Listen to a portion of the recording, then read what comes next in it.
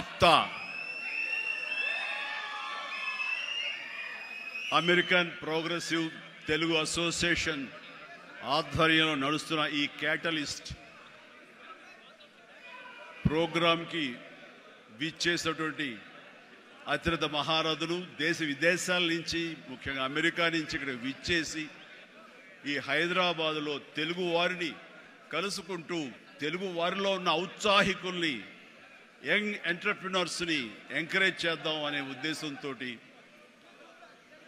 ఒకరికొకరు చేదోడు వాదోడుగా ఉంటే ఆ వచ్చే రిజల్ట్ వేరేగా ఉంటుంది. ఆ రిజల్ట్ మనకే కాకుండా మన ప్రాంతానికి, మన రాష్ట్రానికి, మన దేశానికి, మనం ఉండే ఇతర దేశాలకు కూడా ఉపయోగపడే విధంగా ఉంటుందన్న విస్తృతమైనటువంటి విశాలమైన దృక్పథంతో ఈ రోజున ఇక్కడికి ఈ సమావేశం ఏర్పాటు చేశారు.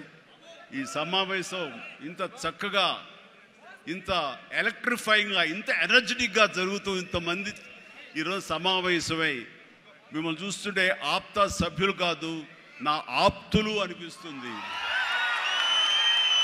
అలాంటి ఆప్తులకు నా హృదయపూర్వక నమస్కారాలు తెలియజేస్తున్నాను. కొన్ని సభలకు వెళ్ళినప్పుడు ఏదో ముక్తసరిగా మొక్కుబడిగా ఉంటుంది, కానీ ఇలాంటి చోటుకు వచ్చినప్పుడు నా కుటుంబ సభ్యుల మధ్య ఉన్న ఫీలింగు, మీరంతా నా కుటుంబ సభ్యులు, ఒక పండుగ పురస్కరించుకుని నన్ను ఇక్కడ ఆహ్వానించారనిపిస్తుంది. అంత ఆహ్లాదంగా ఉంది, అంత ఆనందంగా ఉంది.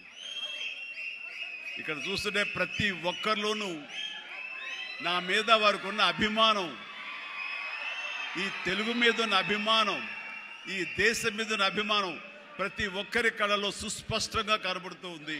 అండ్ దానికి గాను ప్రతి ఒక్కరికి నాకు ఇస్తున్నటువంటి ఈ యొక్క అద్భుతమైన స్వాగతానికి శిరస్సు వంచి నమస్కరిస్తున్నాను. ఇలాంటి అత్యద్భుతమైనటువంటి కార్యక్రమం ఇక్కడ ఏర్పాటు చేయడానికి ముందు ధైర్యం కావాలి, గట్స్ కావాలి.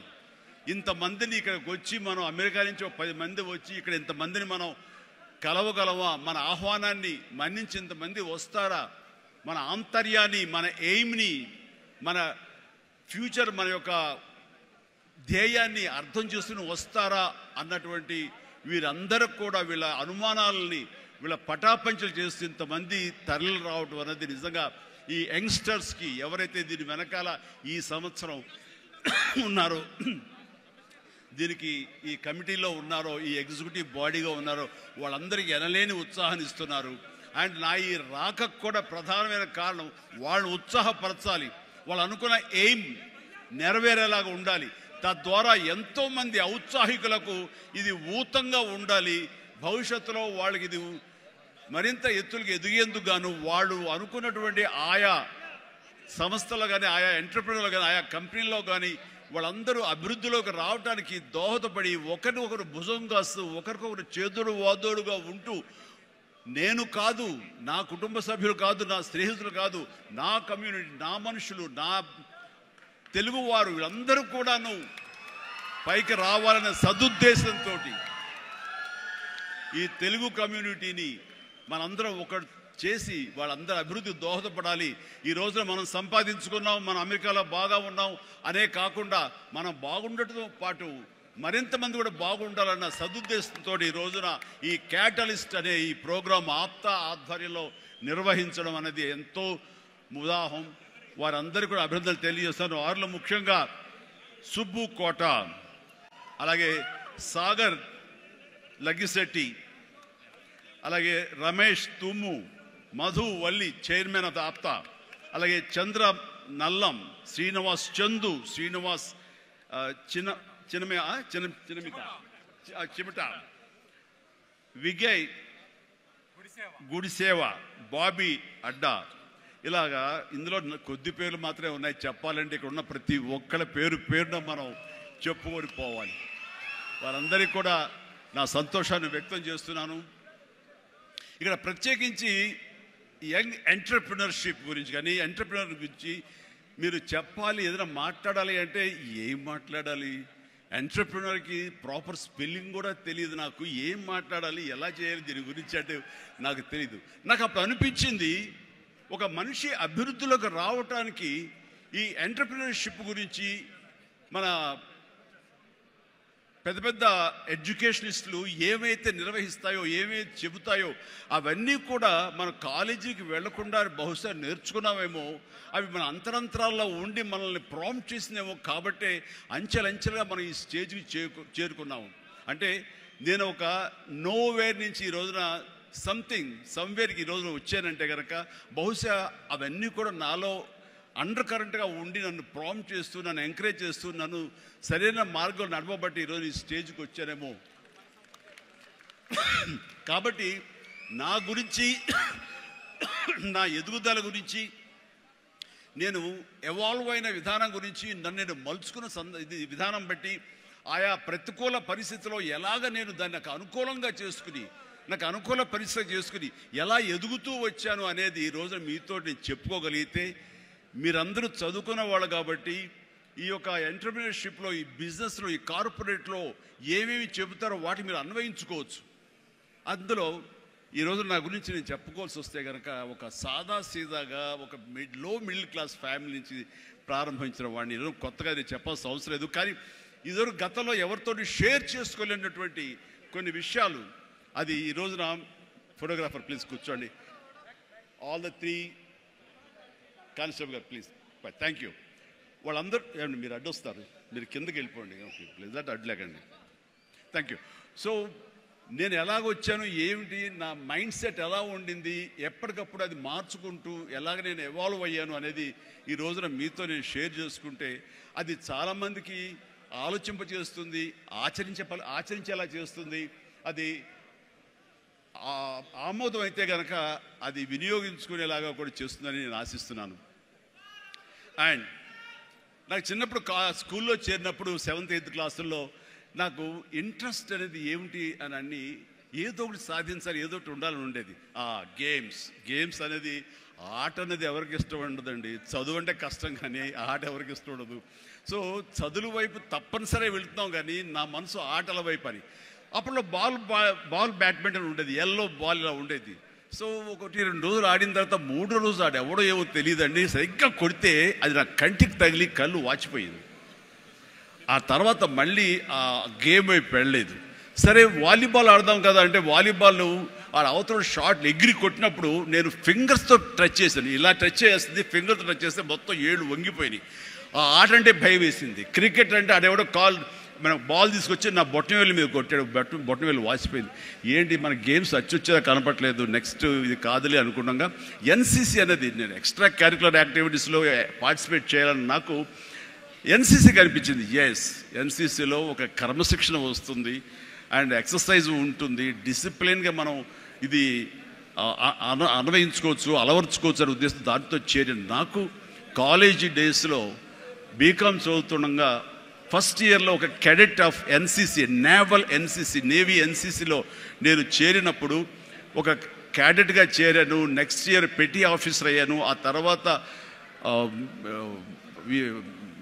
క్యాడెట్ కెప్టెన్ అయ్యాను. ఆ తర్వాత సీనియర్ క్యాడెట్ కెప్టెన్ని 3rd ఇయర్లో అయ్యాను. అవ్వటమే కాదు, ఈ ఇంటర్నేషనల్గా నేషనల్ వైడ్గా జరిగేటటువంటి మన ఆర్డీసీ క్యాంప్ రిపబ్లిక్ డే సెలబ్రేషన్స్లో మా రాష్ట్రపతి రోడ్డు మీద నేను మన సైన్యంతో పాటు నేను కూడా కవాతు చేయడం జరిగింది. వాట్ వండర్ఫుల్ ఎక్స్పీరియన్స్ అంటే, ఓ పక్క నుంచి ప్రధానమంత్రి గారు, పక్కన ఇందిరాగాంధీ గారు అప్పట్లో అండ్ ప్రెసిడెంట్ వాళ్ళందరూ ఉన్నప్పుడు వాళ్ళు నడుస్తుంటే ఇది కదా మనం సాధించామంటే ఎస్ అనుకునేవాడిని. 9 క్లౌడ్లో ఉండేవాడిని అన్నమాట. క్లౌడ్ 9లో నేను ఆ రకంగా చేసినప్పుడు ఎన్సీసీలో సాధించేసాను అనుకునేవాడిని. ఆ తర్వాత నెక్స్ట్ ఏంటి అంటే నాకు దారి కనపడలేదు. మహా అయితే కనుక ఒక సబ్ లెఫ్టినెంట్ గానో మళ్ళీ నేవీలోనో పడవల్లోనో ప్రయాణం చేయాలి, షిప్పుల్లో. అది కాదు, something else is bothering me. ఏం చేయాలి అని అనుకుంటుండగా నాకు అనిపించింది, కాలేజీలో అనుకోకుండా ఒక డ్రామా వేశాను. ఆ డ్రామా పేరు రాజీనామాలో నాకు బెస్ట్ యాక్టర్ వచ్చేసింది. వెంటనే ఆ ఫోటోగ్రాఫ్ ప్రింట్ చేసి మా కాలేజీ మ్యాగజైన్లో వేసిస్తారు. అండ్ అక్కడి నుంచి ఎక్కడికి వెళ్తున్నా సరే అమ్మాయిల దగ్గర నుంచి తోటి వాళ్ళ దగ్గర నుంచి నన్ను హీరోలాగా చూస్తున్నారు.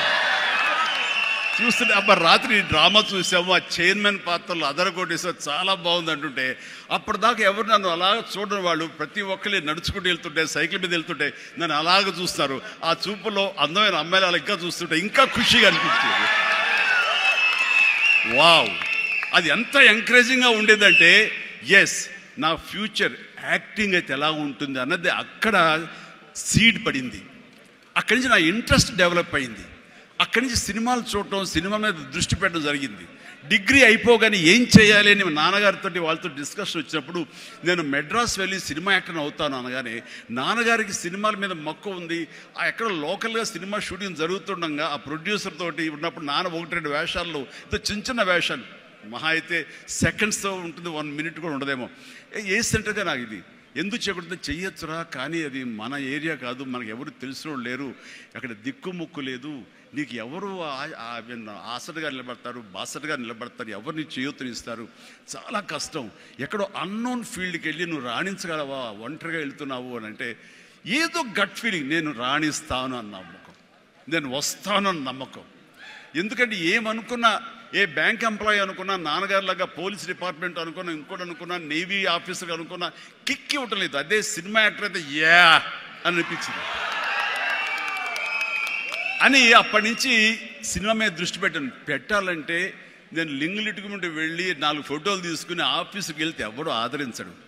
నేను ఒక ఫిలిం ఇన్స్టిట్యూట్లో ట్రైనింగ్ అయ్యానండి, ఆమె ట్రైన్డ్ యాక్టర్ అని అంటే ఎంతో కొంత ఆదరణ ఉంటుంది. రావు కూర్చొని చేసి టీ అని ఇస్తారేమో అనే ఉద్దేశంతో నేను ఫిలిం ఇన్స్టిట్యూట్లో జాయిన్ అయితే అక్కడ నేను అయ్యాను. ట్రైనింగ్ అయిన తర్వాత అక్కడి నుంచి ఏ ఒక్క రోజు కూడా రమ్మండి, ట్రైనింగ్ పూర్తి అవ్వకుండానే నన్ను నా టాలెంట్ని చూసి ఆయా ప్రొడ్యూసర్లు అప్పటికప్పుడు నాకు వేషాలు ఇవ్వడం మొదలుపెట్టారు. నా ఫోటోలు తీసుకుని ఏ ఆఫీస్కి వెళ్ళలేదు, ఏ ఆడిషన్స్కి వెళ్ళలేదు నాకు. బట్ ఒకటే ధ్యేయం, ఎస్ అని. ఆ టైంలో అందరూ తెలుసుకోవాల్సింది, మీ వర్క్లో కూడా తెలియకుండా పాండీ బజార్ వెళ్ళేవాడిని ఎప్పుడైనా. అక్కడ వెస్టర్న్ ఇంట్రెస్ట్ ఉండి డిస్గస్టెడ్ పీపుల్, ఫ్రస్ట్రేటెడ్ పీపుల్ అక్కడ ఉండి కాఫీలు టీలు తాగేవాళ్ళు. నేను అక్కడికి వెళ్ళేవాడిని. కొంతమంది కలిసి ఏంటి కొత్తగా వచ్చావా, ఏం చేస్తున్నావు, సినిమాల వేషం ట్రై చేస్తానని, ఇంకా ఇన్స్టిట్యూట్లో ట్రైనింగ్ అవుతున్నాను. ఆహా అబ్బో రైట్ రారా, వీడు చూడు ఎంత అందంగా ఉన్నాడో, కొట్టేరు లాంటి ముక్కు, మంచి ఇది వచ్చేస్తూ, వీడికే దిక్కు ముక్కు లేదు, సోసోగా కనిపించే నీకేంటయ్యా, ఇదో ఇక్కడ అక్కు ఆశ పెట్టుకోకు, ఇక్కడున్న ప్రతి ఒక్కళ్ళు కూడా సినిమాల్లో ఏదో ప్రయత్నం చేసిన వాళ్ళే, ఇక్కడ నా అనేవాళ్ళు ఎవరు లేకపోతే నువ్వు రాణించలేవు అని చెప్పినప్పుడు చాలా డిసప్పాయింట్ అయిపోయేవాడిని, సల్క్ అయిపోయేవాడిని, కుంగిపోయేవాడిని. అలాగే రూమ్కి వెళ్ళేవాడిని. ఆ రోజంతా నిద్ర పట్టేది కాదు, నిజమా అనేది. నేను ఏదైతే ఆశలు ఏదైతే మనసులో పెట్టుకుని నేను అవుతాను నమ్మకం ఉందో ఆ నమ్మకం సడిలిపోయేది, బ్రేక్ అయిపోయేది, కూలిపోయేది.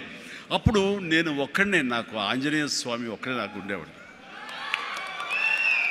ఆయన దగ్గరికి వెళ్ళి ఆయన ప్రార్థించున్నాను, ఆయనతోటే నేను కాన్వర్స్ చేసేవాడిని, ఆయనతోటే సంభాషించేవాడిని. ఆయనతోటి నేను ఏది మాట్లాడినా సరే ఆయన నాకు బదులు చెప్తున్నట్టుగా అనిపించేది. నేను ఎవరు వెళ్ళమన్నారా అక్కడికి, నెగిటివిటీ ఫీల్డ్లోకి? నీకు పాజిటివ్ కావాలి. ఎక్కడైతే నీకు పాజిటివిటీ ఉంటుందో నీ పాజిటివ్ ఫీలింగ్ని, నీ ఎయిమ్ని అది ఎన్హాన్స్ చేస్తుంది, స్ట్రెంగ్తన్ చేస్తుంది. అక్కడికి వెళ్ళు. అది గట్టి పడేంత వరకు, నీకు అవకాశాలు వచ్చేంత వరకు, నువ్వు రాణించేంత వరకు నెగిటివిటీని అస్సలు దగ్గర తీసుకోకు. ఫ్రస్ట్రేటెడ్ పీపుల్స్ సమక్షంలో వెళ్ళకు, నీ మీద నమ్మకం పెట్టుకో అని ఆ భగవంతుడు నాకు చెప్పాడు.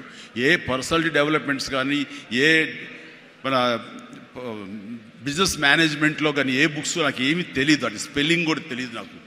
ఆయన చెప్పినప్పుడు ఇంట్యూషన్, అది నా అంతరాత్మే నాకు ప్రబోధించిందా, లేకపోతే బయట నుంచి ఆ భగవంతుడే చెప్పాడా, అది నేను నిర్వచించను. కానీ ఎస్, ఇక మీద అటు వెళ్ళకూడదు అని అనుకున్నాను. ఎప్పుడు ఇంతవరకు మళ్ళీ ఆ నెగిటివిటీ వైపు, వాళ్ళ ఫ్రస్ట్రేటెడ్ పీపుల్ ఎప్పుడు ఎంటర్టైన్ చేయలేదు నేను. ఆ నమ్మకమే నాకు నిజంగా నాలో బలమైంది. అంటే మీరు ఒక ఉదాహరణ చెప్తాను అందరికీ అర్థమయ్యేలాగా. మనం ఒక అద్భుతమైనటువంటి సౌధం, ఒక బిల్డింగ్ కట్టాలంటే స్లాబ్ వేస్తాం. ఆ స్లాబ్ వేసినప్పుడు ఆ ఒక్కరోజు వేసిన ఒక్కరోజు వర్షం పడకుండా ఉంటే బాగుండు, అది దాని నీరు తగలకుండా ఉంటే బాగుండు, అన్ని రకాల కేర్లు తీసుకుని వెదర్ రిపోర్ట్ కూడా తీసుకుని మనం స్లాబ్ వేస్తాం.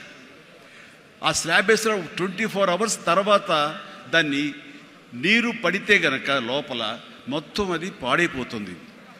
అలాంటి స్లాబ్ ఆ తర్వాత క్యూరింగ్ చేయడం కోసంగా అదే వాటర్ తోటి మనం క్యూర్ చేస్తాం మనం. అప్పుడు ఆ వాటర్ దాన్ని స్ట్రెంగ్త్కి బలం వేస్తుంది తప్ప అది కూలిపోవడానికో అది ఇదే పాడైపోవడానికో దోహదపడదు. అంటే మనం మానసికంగా గట్టిపడినప్పుడు ఏ నెగిటివిటీ అయినా సరే మనం ఏమీ చేయలేదు.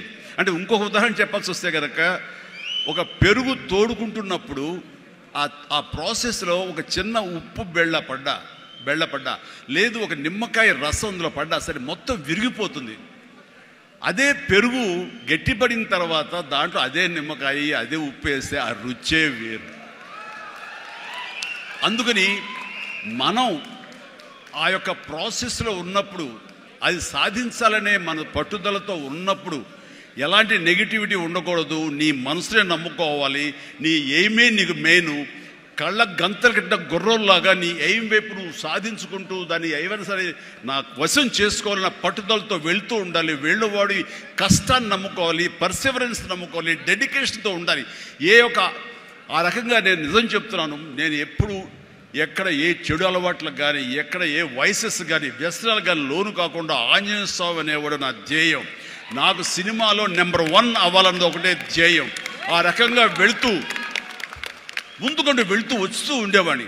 ఈ లోపల అవమానాలు జరగకపోలేదు, ఎన్నో డిసప్పాయింట్మెంట్ జరగకపోలేదు. అయితే అప్పట్లో నాది బాగా గట్టిపడినటువంటి కాంక్రీట్ స్లాబ్, బాగా గట్టిపడినట్టు పెరుగులాగా అయ్యాను కాబట్టి ఇవేమీ నాకు లేవు. వీటిని నాకు అనుకూలంగా మలుచుకున్నాను. ఒక గ్రద్ద పైకి ఎగురుతున్నప్పుడు తన స్వశక్తితోటి పైకి ఎదగదు. కొంతవరకు ఎగిరిన తర్వాత అక్కడ ఉండేటటువంటి గాలి పవనాలని అదును చూసుకుని వాటిలోకి ఎంటర్ అయ్యి ఆ యొక్క కరెంట్స్ తోటి అది ఇంకొంచెం హైట్కి వెళ్తుంది. అందుకని నాకున్న పరిస్థితులు నాకు అనుకూలంగా మార్చుకుని నేను పైకి వెళ్తూనే వచ్చాను తప్ప ఎప్పుడూ కిందకి పడలేదు. ఈ రోజుకి పడలేదు. సినిమా ఇండస్ట్రీకి అంత ఇదిగా ఉన్నానంటే నాకు నేనుగా ఏర్పరచుకున్నటువంటి, నాకు నేనుగా చూసిన ఫిలాసఫీ తోటి ఆ యొక్క దీంతో ముందుకు వెళ్తూనే వచ్చాను. అంటే చాలాసార్లు చెప్పాలంటే ఎన్నో డిసప్పాయింటింగ్ జరిగింది నాకు. అంటే ఒక సినిమాలో నన్ను బుక్ చేసి మహానటుడు రామారావు గారితో అప్పట్లో ఒక సినిమా చేశాను, తిరుగులేని మనిషి అని. దేవి ప్రసాద్ గారు ప్రొడ్యూసర్. అందులో నేను, ఫటాఫట్ జయలక్ష్మి, ఆయన, రతి అగ్నిహోత్రి చేశారు రామారావు గారితో. ఆ సినిమాలు చాలా బాగా చేశారు. రామారావు గారి పక్కన మరొక హీరోగా నాకు అవకాశం వచ్చింది. అంతా ఎర్లీ స్టేజ్లోనే అనుకుంటాను. నాకు ఆ సినిమా ఫెయిల్ అయింది. ఆ తర్వాత మళ్ళీ అదే రామారావు గారితో మళ్ళీ సినిమా చేసే అవకాశం వచ్చింది ఒక దిగ్దర్శకులతోటి. అయితే నాకు డేట్లు ఇచ్చారు, నా మెజర్మెంట్స్ తీసుకున్నారు, నేను వెయిట్ చేస్తాను. కానీ నా పేరు లేకుండా మరొకరి పేరుతోటి ఆ అనౌన్స్మెంట్ అయ్యేసరికి ఎక్కడ లేని డిసప్పాయింట్మెంట్ వచ్చింది. ఏంటిది అని ఆ రోజున ప్రొడ్యూసర్ని పిలిచి, ఇదేంటండి షెడ్యూల్ స్టార్ట్ అయిపోతుందంట, నాకు డేట్లు చెప్పారు, నేను ఆ డేట్లు ఎవరికి ఇవ్వకుండా నేను ఇక్కడ దాచిపెట్టాను, నేను ఎదురు చూస్తున్నాను అంటే, సారీ చిరంజీవి గారు, ఎలా చెప్పాలో తెలియక మేము టైం తీసుకున్నాము. ఎందుకంటే పోయిన సినిమా మీది ఫ్లాప్ అయింది కదా కాంబినేషన్లో, అందుకని దానికి గ్లామర్ ఉండదని మీరు వద్దనుకున్నావు అని. ఆ విషయం చెప్పచ్చు కదండి అని అంటే, ఆ టైంలో నేను నాతో సినిమా చేస్తే సినిమా ఫెయిల్ అవుతుందని ఒక బ్యాడ్ ఇది నా మీద స్ప్రెడ్ అయ్యే అవకాశాలు ఉన్నాయి. ఈరోజు సోషల్ మీడియా, ఆ రోజు ఇంత మీడియా లేదు కాబట్టి కానీ, లేదంటే ఎంత బ్యాడ్ అయ్యేదంటే నన్ను తిరిగి ఇతనితో ఎవరైనా చేస్తే సినిమా ఫెయిల్ అవుతాయి, ఇది ఒక ఐరన్ లెగ్ అనే పరిస్థితి వచ్చేసరికి ఎక్కడో మళ్ళీ జంకాను. కానీ గ్రద్దలాగా నాకు అనుకూలంగా ఉన్నటువంటి అవకాశాల పవనాల్ని అదునుగా చూసుకుని నేను ఎదిగాను. దాన్ని పాజిటివ్గా తీసుకున్నాను. ఎవరైతే వద్దులే ఈ సినిమా చిరంజీవి వద్దులే అని నన్ను పక్కన పెట్టి అనుకున్నారో అలాంటి వ్యక్తితోటే నేను రామారావు గారి కంటే ఎక్కువ సినిమాలు ఆయన నాతో చేసేలాగా చేసుకున్నాను. అత్యధిక సినిమాలు రామారావు గారు చేస్తే ఆ మహానుభావుడు ఆ దర్శకుడి దగ్గర, అదే దర్శకులు వారు నన్ను భుజం పట్టి నన్ను పైకి తీసుకుని ఆయన కంటే 4 సినిమాలు ఎక్కువే చేశారు నాతోటి. అది అది పరిస్థితుల్ని మనకు అనుకూలంగా మలుచుకోవటం, మార్చుకోవటం, తద్వారా మనం ఇంకొంచెం పైకి వెళ్ళటం అనేది. ఆ రోజులో డిసప్పాయింట్ అయిపోయి నీ కసి లేకుండా, లేదా ఆ కసిని నెగిటివిటీ పెట్టి మార్చుకుంటే కనుక అది నిన్ను తినేస్తుంది. నువ్వు ఇలాగే ఉండిపోతావు, అలాగే దిగజారిపోతావు, అలాగే కనుమరుగైపోతావు. అలా కాదు, మనం ఎదురు తిరగాలి, పరిస్థితులు మనం అనుకూలంగా మార్చుకోవాలి. అందునే గ్రద్ద ఫిలాసఫీ నాకు ఫిలాసఫీ. అండ్ ఎదిగాను, పైకి వెళ్తూ వచ్చాను. ఆయన దగ్గరే నా రికార్డులు ఉన్నాయి. అది నా ఫస్ట్ సినిమా ₹1 కోటి చూసిన సినిమా అదే. నా రెమ్యునరేషన్ కాదు సుమా, సినిమా బడ్జెట్ 75 లక్షలు వస్తే కనుక బ్రహ్మాండ బడ్జెట్, ఎంత రెవెన్యూ అనుకునేవాళ్ళు. ఫస్ట్ ₹1 కోటి. నా తోటి హీరోలు కూడా ₹1 కోటి తెలుగు సినిమా అనే లెవెల్కి వెళ్ళింది. అక్కడి నుంచి కోటి అనేది మామూలు అయిపోయింది. ఒక్కొక్క ఏరియాలోనే ₹1 కోటి. ఆ తర్వాత నా రెమ్యునరేషన్ ₹1 కోటి పైబడి అలా అంచెంచుగా ఎదుగుతూ వచ్చాను. నేనేమన్నానంటే, మీ బలం మీ పాజిటివ్ థింకింగ్, మీ బలం మీ కన్విక్షన్, మీ బలం మీ ధ్యేయం నుంచి పక్కదారి పట్టకపోవటం. మీరెవరైనా సరే మీ ఎయిమ్ ఏంటి అనే దాన్ని మీరు ఫిక్స్ చేసుకోండి. ఆ ఎయిమ్ని వెళ్ళటం కోసంగా దారులు వెతుక్కోండి. అవకాశాలు ఇలాగ అబండెంట్గా ఉంటాయి. వాటిల్లో మనకు కావలసిన అవకాశాలు, మన ధ్యేయానికి లక్ష్యానికి దగ్గరగా ఉండే అవకాశాలు మనకి పాపపై కనపడుతుంటాయి. ఆ పాపపై కనపడే దాన్ని మనం గుర్తించగలగాలి, వాటిని ఎంబ్రేస్ చేసుకోగలగాలి, వాటిని మనకు అనుకూలంగా మనం మలుచుకోగలగాలి, అవి మనం బలంగా చేసుకోగలగాలి, వెళ్ళాలి. ఇనీషియల్గా వెళ్ళినప్పుడు డబ్బే సంపాదించుకోండి. డబ్బే కాదు ప్రధానం, నిలదొక్కుకోవడం ప్రధానం. మన ఎయిమ్ వైపు మనం వెళ్ళటం అన్నది అది ప్రధానం. వెళ్ళిన తర్వాత డబ్బు ఆటోమేటిక్గా వస్తుంది. అనుకున్నావా ఇంత వస్తుందని, ఆ తర్వాత డబ్బునే పెంచుతుంది. సో నేను అలాగే వెళ్తూ వచ్చాను. నిలదొక్కుకోవాలి, ఇక్కడ నెంబర్ 1 అనిపించుకోవాలి, నా స్థానం సుస్థిరం.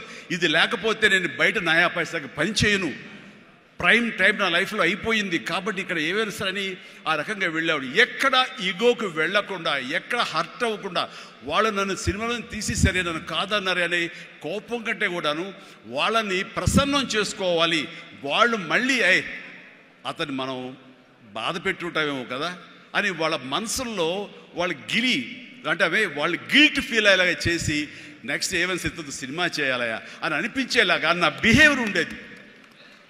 ఆ బిహేవియర్ తోటి వాళ్ళ ఆఫీస్కి వెళ్ళి కూర్చునేవాడిని. అంటే అక్కడ నాకు ఒక పౌరుషం లేదని కాదు, పరిస్థితి నాకు అనుకూలంగా మలుచుకోవడంలో నేను అది ఆ రకంగా కొంచెం తగ్గి వెళ్తాను. నేను తగ్గడం మూలంగా ఆ తర్వాత వచ్చే కరెంటు వేవ్స్ దాని మీద ఎక్కితే అదే తీసుకెళ్తాను పైకి. అది నమ్మిన వాడిని నేను. అలాంటి దర్శకులతోటి, ఆ దర్శకులతోటి నేను హైయెస్ట్ సినిమాలు చేశాను అన్నది ఈ రోజున వాస్తవం. అలాగే ఇక్కడ సినిమా ఇండస్ట్రీలో నీ టాలెంట్ అనేది ఇనిషియల్ స్టేజ్లో secondary. How you behave, how you cooperate with the producers. So all the time how you look in to their benefit, వాళ్ళ బాగులు ఎలా చూసుకుంటావు, వాళ్ళకి లాభం రావాలి ఎలా చూసుకుంటావు అనే దాని మీద దృష్టి పెడితే అది నిన్ను మరింత దగ్గర చేర్చుకుంటుంది. రామారావు గారి ఎగ్జిట్ తర్వాత, ఆయన పాలిటిక్స్కి వెళ్ళిన తరువాత ఒక గ్యాప్ లోపల ఉన్నారు మహానటులు ఎంతోమంది ఉన్నారు. శోభన్ బాబు గారు, కృష్ణరాజు గారు, కృష్ణ గారు, నాగేశ్వర గారు, అందరూ ఉన్నారు. ఆ టైంలో ఒక కొత్త వాటికి ఛాన్స్ రావడం అనేది ఎంత కష్టం అనేది నేను ప్రత్యేకించి చెప్పక్కల. ఈ రోజుల్లో మాత్రం కానే కాదు. ఆ రోజుల్లో ఏంటి అంటే, నా టాలెంట్ ఉంది కదా ఎస్ అని అనుకుంటే కుదరదు బాబు. నీ బిహేవియర్ కూడా దానికి అడిషనల్గా యాడ్ అవ్వాలి. మనం కొంచెం ఏంటంట అని అన్నామనుకోండి, అబ్బో వీడితో ఎక్కడ పడుతున్నా బాబు, వద్దురే బాబు, ఆల్టర్నేటివ్ చూడండిరా అనేలాగా వాళ్ళ మైండ్ సెట్ ఉంటుంది. మనలాంటి నటులు ఎంతోమంది ఉంటారు. బట్ వాళ్ళలో మనం బెస్ట్ ఆప్షన్ అంటే, అపార్ట్ ఫ్రమ్ అవర్ హిస్టానిక్ టాలెంట్స్, మనకున్న నైపుణ్యం కంటే కూడా మన వ్యక్తిత్వం అనేది కూడా చాలా చాలా ప్రధానమైన పాత్ర వహిస్తుంది. అలాంటి వ్యక్తిత్వాన్ని నమ్ముకుని వాళ్ళ ఆఫీసులకు వెళ్ళి కూర్చుని వాళ్ళతో సత్సంబంధాలు ఏర్పరచుకుని మీలో ఒకడిని అంటూ వాళ్ళకి ఆ నమ్మకం కలిగించి పెట్టి అలా ముందుకు వెళ్తుండేవాడిని. ఎలాగ ఎవాల్వ్ అయ్యాను అంటే, నన్ను ఇండస్ట్రీ నాకు చేయూతనిచ్చి ఇండస్ట్రీ నన్ను పైకి ఎదిగేలా చేసింది అనే దానికంటే, నన్ను ప్రేక్షకులు ఫస్ట్ వాళ్ళు నన్ను గుర్తించారు. ఇండస్ట్రీ గుర్తించలేదు, ప్రేక్షకులు గుర్తించారు, ప్రేక్షకులు చేయూతనిచ్చారు. అందుకనే ప్రేక్షకుల పట్ల నాకు ఎప్పుడూ కృతజ్ఞత ఉంటుంది. ఇది మీకు అర్థమయ్యేలాగా తేటతెల్లంగా చెప్పాలి అంటే, రామారావు గారు ఎగ్జిట్ తర్వాత ఎవరు అంటలో ఇద్దరు ముగ్గురు పోటాపోటీగా నిలబడి ఉన్నప్పుడు లక్ష్మీ ఫిలిం డిస్ట్రిబ్యూటర్స్ అని విజయవాడలో ఉండేవాళ్ళు. అప్పట్లో ఇప్పట్లాగా బయింగ్ అలాంటివి లేవు, ఏరియాల వైజ్ కొనటం సినిమాలు లేవు, బయర్ సిస్టమ్ లేదు, ఓన్లీ డిస్ట్రిబ్యూషన్. అంటే డిస్ట్రిబ్యూటర్ అనేవాళ్ళు బెజవాడ నుంచి వచ్చి ఎవరెవరు ఏ సినిమాలు తీస్తారు, కథలు నచ్చితే కనుక ఆ కథకి ఇంత బడ్జెట్ ఇచ్చేవాళ్ళు. ఆ బడ్జెట్ తోటి సినిమాలు తీసేవాళ్ళు, అందులో లాభాలు ఎంతో మిగుల్చుకొని మిగతా వాళ్ళు డిస్ట్రిబ్యూటర్స్ వాళ్ళు డిస్ట్రిబ్యూట్ చేసుకుని ఆ వచ్చే డబ్బు వాళ్ళు పంచుకునేవాళ్ళు. ఇది సిస్టమ్. ఆ సమయంలో ఒక కథ చెప్పి మేము సో హీరోని మేము అనుకుంటున్నామని ఆ ప్రొడ్యూసర్స్ చెబితే లింగమూర్తి గారని లక్ష్మీ ఫిలిమ్స్ సంబంధించినటువంటి వాళ్ళ CEO ఆయన వచ్చారు. ఓకే, ఎంత ఎక్స్పెక్ట్ చేస్తున్నారు ఆ హీరో మీద? అప్పుడు 25 crores lakhs, సారీ క్రోర్స్ కాదు, ల్యాక్సే, 25 lakhs 30 lakhs, కానీ మాది బడ్జెట్ ఎక్కువ అండి, 50 lakhs పైన అవుతుంది అని. అంటే ఆ హీరో మీద 50 lakhs అంటే మాకు చాలా రిస్క్. చిరంజీవి అని వస్తున్నాడు కదా, అతని మీద అయితే ఇస్తాం అని. ఎందుకు ఇస్తారు, అతను ఏంటి కొత్తగా వస్తున్నాడు కదా అంటే, రావడం ఏంటి, ఖైదీ లాంటి సినిమా చేశాడు, ఆ ఖైదీలో అతని డ్యాన్సులకి ఫైట్లకి ఎక్స్ట్రాగా జనం విపరీతమైనటువంటి రెస్పాన్స్ ఉంది. మేము జనంలో ఉంటాం, బెజవాడలో ఉంటాం, మిగతా ఊళ్ళ నుంచి ఫీడ్బ్యాక్ తీసుకుంటాం, మాకు తెలుసు అతని పొటెన్షియాలిటీ అని. అంటే చెన్నైలో ఉండేవాళ్ళు, మెడ్రాస్లో ఉండేవాళ్ళు కొంచెం సంశయిస్తూ వచ్చారు.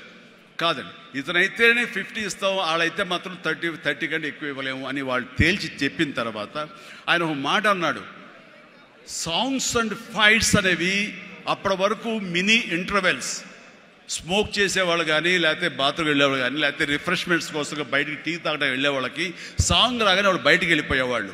ఫైట్స్ అనగానే కొంచెం అసహనంగా ఉండి బయటికి వెళ్ళిపోయేవాళ్ళు, ఎందుకంటే అది డూప్ చేస్తున్నాడు రా, మధ్యలో క్లోజప్స్లో హీరో తప్ప, అండ్ సాంగ్స్లో ఏంట్రా అది, అలాగే ఉండేది కామెంట్స్ అని.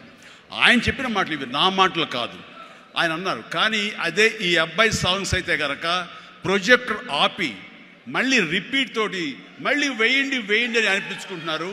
ఇది మాకు కావాలి, ఇది మాకు డబ్బులు తెచ్చిపెట్టేది, కాబట్టి ఈ అబ్బాయి అయితే కనుక ఇంత ఇస్తాము అని తేల్చుకోవడంటే అప్పుడు వీళ్ళందరూ తప్పనిసరి, అంటే ప్రజలు కోరుకుంటున్నారు కాబట్టి, డిస్ట్రిబ్యూటర్స్ ఇన్సిస్ట్ చేస్తున్నారు కాబట్టి నాకు ప్రొడ్యూసర్ అప్పుడు నా వైపు చూశారు. అది పోయి ఏమైందంటే రామారావు గారి తర్వాత రామారావు గారి ప్రొడ్యూసర్లు ఎవరున్నారో అంతమంది ప్రొడ్యూసర్, దేవిప్రసాద్ గారు, చలసాని గోపి గారు, త్రివిక్రమ్ గారు అండ్ వాట్ నాట్, ఏడు నాగేశ్వరరావు గారు, ఇలాంటి నిష్ణాతులైన ప్రొడ్యూసర్లు అందరూ ప్రతిరోజు నా షూటింగ్లు ఎక్కడ జరుగుతున్నా, ఎవరితో జరుగుతున్నా, ఏ ప్రొడక్షన్ జరుగుతున్నా సరే వచ్చి నా దగ్గర కూర్చుని వాళ్ళందరూ కలిపి ఈవినింగ్ స్నాక్స్ తింటూ ఉండేవారు. అప్పుడు అనేది ఇది కదా నా బలం, ఇది కదా నేను సాధించుకున్నాను అని. రామారావు గారి ప్రొడ్యూసర్లు తిరిగి నాతో సినిమాలు తీస్తుంటే అది ఎనలేని బలం. నెంబర్ 1 హీరో అవ్వాలని అనుకున్న నాకు ఆ క్షణం అనిపించింది, ఎస్ అయ్యానని ఒకసారి కాలర్ ఎగరేస్తే ఏమవుతుందో కూడా నాకు తెలుసు. అందుకనే అణిగిమణిగే ఉండాలి, ఎప్పుడు సబ్జ్యూడ్గానే ఉండాలి. నెంబర్ 1 అనేది నా మైండ్లో ఎప్పుడు పెట్టుకునేవాడిని కాను. స్వేర్ కష్టపడి పనిచేస్తే ఆటోమేటిక్గా ఆ నెంబర్ అట్లాగే ఉంటుంది తప్ప ఎక్కడికి పోదు. అదే నమ్మకంతో తప్ప నేను నెంబర్ 1 చెప్పుకుంటే అది నాతో నిలబడుతుందన్న నమ్మకం లేదు. మనం కష్టపడి అలాగే అదే విధంగా ముందుకు సాగుతూ ఉంటే కనుక ఆటోమేటిక్గా వస్తుంది. ఆ నెంబర్ 1 స్థానం అలాగే నిలబడి ఉంటుంది. అది గట్టిగా నమ్మిన వాడిని. ఇది ఎవరు చెప్పింది కాదు, నా అంతరాత్మ నాకు చెప్పింది కాబట్టి దాంతో ఫాలో అవుతూ వచ్చేవాడిని. అందుకని ఈ రోజున నేను సరదాగా ఎంటర్‌ప్రెన్యూర్‌షిప్ వెళ్ళది నేను నా సోత్కర్షం చెప్పకూడదు అనుకుంటున్నప్పుడు నేను ఏం పాయింట్ చెప్పాలని ఊరికి గూగుల్ చేసేవేళ చేస్తే the key principles to become an entrepreneur, identify your passion. NCC తర్వాత నిర్దిష్టంగా నా ప్యాషన్ ఏంటో నాకు తెలిసి వచ్చింది, acting. And take calculated risk. నాన్నన్నారు, ఈ సినిమా ఇండస్ట్రీలో ఎవరు తెలియదు, నువ్వు వెళుతున్నావు, అది రిస్క్ కదరా, మరి అక్కడ ఎవరు రాణించిపోతే ఏం చేస్తారు, నాన్న రాణించకపోతే ICWAI ఆ కోర్సు చేరతాను ఎగ్మూర్లో, అందులో సైమిల్టేనియస్గా చదువుతాను, టైం వేస్ట్ చేయను అంటూ పగలంతా ఫిలిం ఇన్స్టిట్యూట్, ఈవినింగ్ అయ్యేసరికి ఈ యొక్క ICWI ఎగ్మూర్ అని చెన్నైలో ఉండేది. ఆ ప్రాంతంలో ఆ ఇన్స్టిట్యూట్లో నైట్ కాలేజీ చదివేవాడిని. ఒక 6 months అయిన తర్వాత చాలా కష్టమైపోయేది, నైట్ నిద్ర లేకుండా, పగలేమో ఈ ఫిలిం ఇన్స్టిట్యూట్లోనే అనుకునేది చేయలేక. నెమ్మదిగా నా ఇంట్రెస్ట్ స్ట్రెంగ్తన్ అవుతుంది, నాలో బలమైనటువంటి నమ్మకం ఏర్పడుతుంది, ఖచ్చితంగా రాణించగలన్న బలంతో వేశారంటే దీన్ని తెలియకుండా నేను వదిలేశాను. అది అలాగా. సో ఆ రిస్క్ తీసుకున్నాను నేను చెన్నై వెళ్ళి. Set clear achievable goals. Yes, నాకున్న టాలెంట్ డ్యాన్స్ అచీవ్ చేయగలను, నాకు టాలెంట్ ఒరిజినల్ ఫైట్స్ చేయగలను. Yes, I can do that. Performance ఇవ్వగలను. ఆ ఇవ్వటంలో పాటు ఒకే మాస్ మాస్ మాస్ అంటే ఎప్పటికైనా బోరు కొడుతుంది. అలా కాదు, అంటే డిఫరెంట్ డైరెక్టర్స్ని నమ్ముకున్నాను నేను, డిఫరెంట్ కథలను నమ్ముకున్నాను. ఒక పక్క నుంచి ఖైదీ సినిమా చేస్తే, మరో పక్క నుంచి నేను మంత్రి గారి వియ్యంకుడు సినిమా చేశాను. College students, young lad, love subject చేశాను. రెండు కలిపి ఒక వారంలో రిలీజ్ అయింది. మీరు కావాలంటే గతంలోకి వెళ్ళి ఆ ఖైదీ రిలీజ్, నెక్స్ట్ మంత్రి గారి వియ్యంకుడు చూడండి. 1 week రెండు, ఒకటి సూపర్ డూపర్ ఫినామినల్ హిట్, ఒకటి సూపర్ హిట్ అయింది మంత్రి గారి వియ్యంకుడు.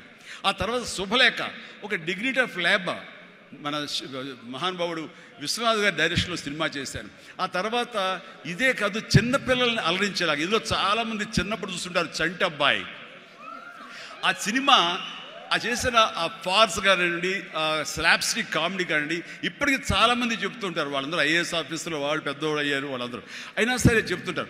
అదొకటి. ఇట్లాగా వైవిధ్యమైనటువంటి క్యారెక్టర్స్, స్వయం కృషి కానివ్వండి, యాక్షన్ సినిమాలు కానివ్వండి, రాఘవేంద్రరావు గారి గ్లామర్ క్యారెక్టర్స్ కానివ్వండి, కోదండరావు రెడ్డితో చేసిన కామెడీ కమర్షియల్ సినిమాలు కానివ్వండి, గోపాల్తో చేసినటువంటి ఫ్యాక్షన్ సినిమాలు కానివ్వండి, అట్లాగా 1-2 అలాగా మన ఇది మా బావగారు బావన అలాంటి సబ్జెక్టులు కానీ, ఒకటే ఇలా ఇంద్ర ఇలాంటి సబ్జెక్టులు అందరూ చూస్తుంటే కనుక నాకు అనిపించింది, అన్ని రకాలుగా నాకున్నటువంటి టాలెంట్స్ని అన్ని పక్కలకి వ్యాపింప చేశాను. అంటే అంతమంది ప్రేక్షకుల్ని ఈ రోజున మహిళా ప్రేక్షకులు వచ్చి ఆప్తుల్లాగా వచ్చి నన్ను ప్రేమించిన లేడీసే కాదు, యంగ్స్టర్సే కాదు, పసిపిల్లలే కాదు, పెద్దవాళ్ళే కాదు, ధనికులే కాదు, ప్రతి ఒక్కళ్ళు క్లాస్ మాస్ వాళ్ళు వీళ్ళు అందరూ ఇంతమంది ప్రేమించారు. కాబట్టి ఈ రోజున ఇంతమంది నేను ఆస్తిగా చేసుకున్నాను, ఇంతమంది ప్రేమ పొందే అదృష్టం భగవంతుడు కల్పించగలిగాడు. ఎందుకంటే నేను లిమిటేషన్స్ పెట్టుకోలేదు. ఆ రకంగా అది నాకు ఎంతో హెల్ప్ అయింది. అలాగా delivery, high quality work, constantly market understanding. Yes, ఈ రోజున ఒకటే రకమైన డ్యాన్స్లు వేస్తుంటే కనుక బోర్ కొట్టచ్చు.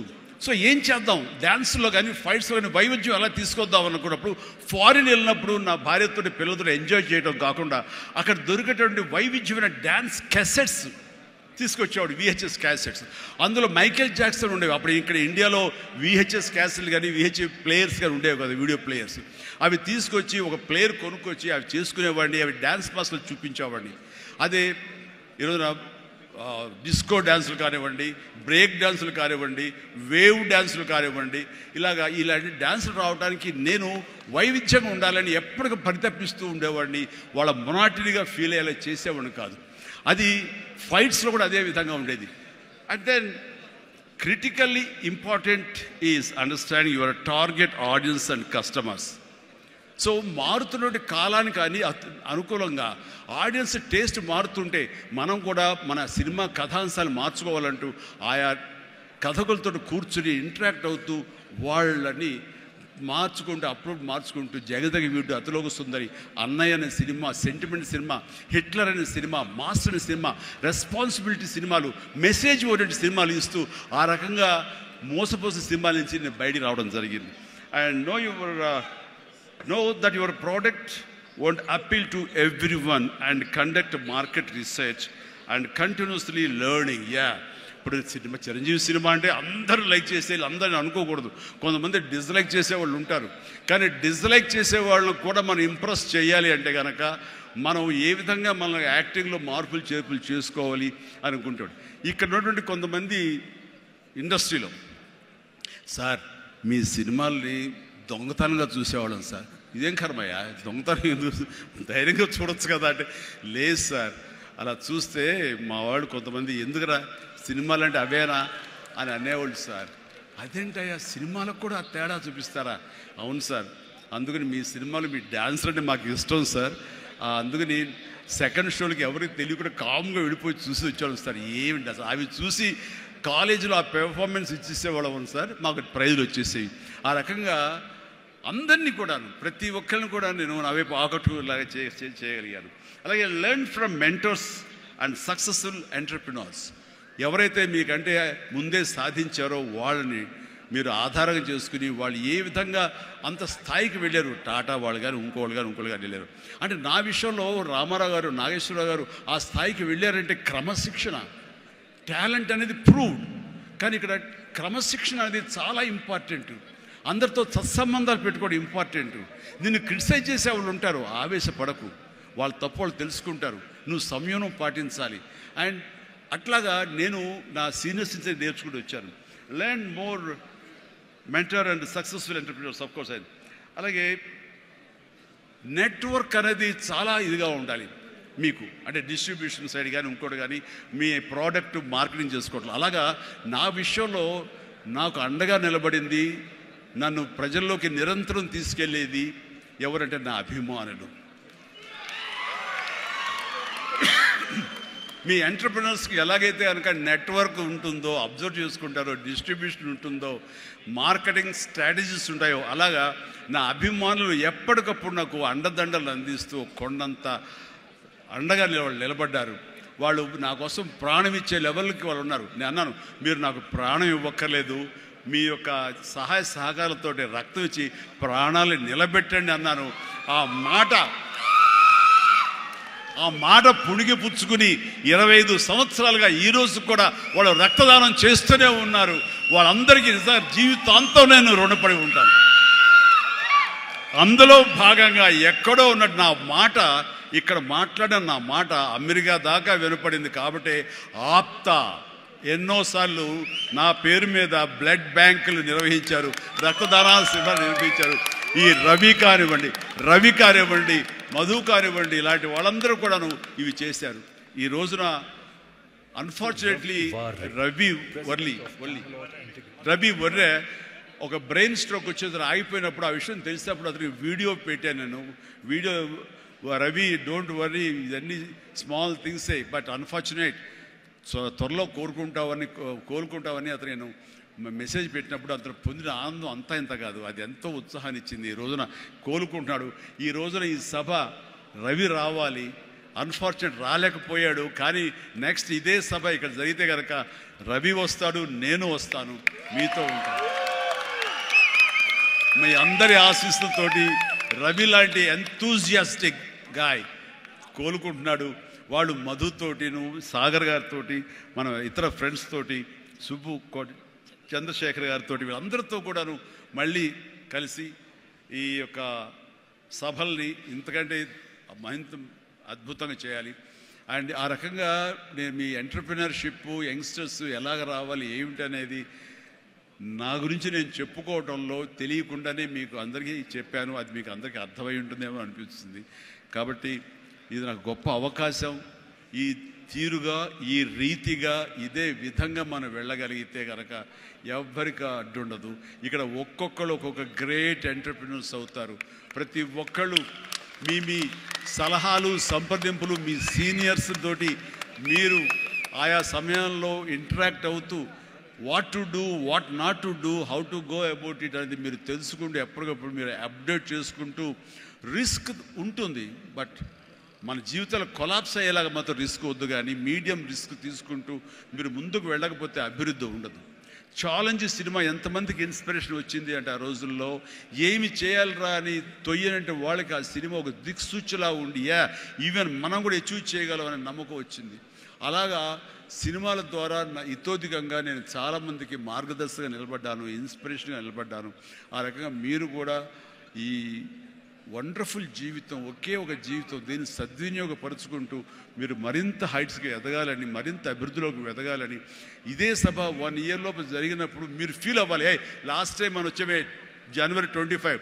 కానీ ఈ జనవరి 26 ఆ ప్రాంతంలో మనం ఎంత ఎదిగాము ఇది అని చిరంజీవికి మీరు చెప్పుకుంటే కనుక అంతగా మించి నాకు కావాల్సిన ఇంకేమీ లేదు.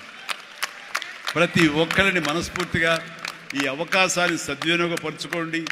మీ యొక్క అభివృద్ధికి దీన్ని థ్యాంక్ యూ.